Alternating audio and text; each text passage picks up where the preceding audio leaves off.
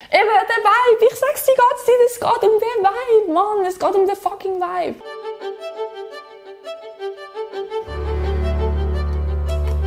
Darf ich jetzt Kraftausdruck benutzen? Ja. Darf ich auch den Mittelfinger zeigen? Darf ich meine Schuhe auf den Tisch tun? Ich bin Cecil und ich arbeite bei Watson. Du findest Deutschrap scheiße? Ich finde deine Mutter scheiße. Nein, das geht nicht. Heute geht es um Deutschrap. Und zwar um Leute, die zu mir kommen und mir sagen, oh mein Gott, du hörst Deutschrap, oh mein Gott, voll scheiße.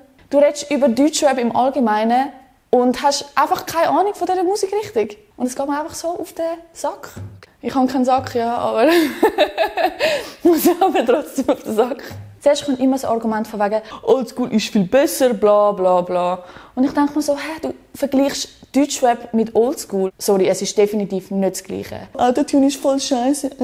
Nur weil etwas Autotune hat, heisst nicht, dass der Künstler nicht rappen kann oder singen oder dass er keine gute Stimme hat. Autotune ist ein Instrument, das du einsetzt.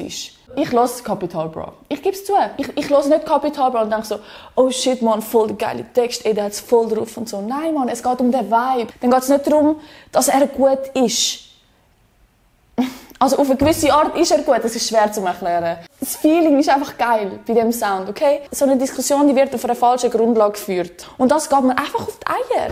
Mann, Eier habe ich auch nicht, aber es geht um das Prinzip, okay? Man sagt, Deutschrap verblödet die Jugend und so Shit. Also könnte ich nicht unterscheiden dazwischen, was Text ist und was Realität ist. Deutschrap ist oft auch sexistisch, ja, erkenne ich an.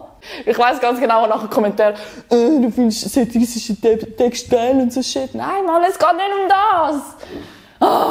Du sagst, alle Menschen sind so dumm und nehmen Drogen wegen irgendeinem Rapper. Sorry, als würde ich jemals Drogen nehmen wegen einem Rapper. Und vor allem, auch wenn?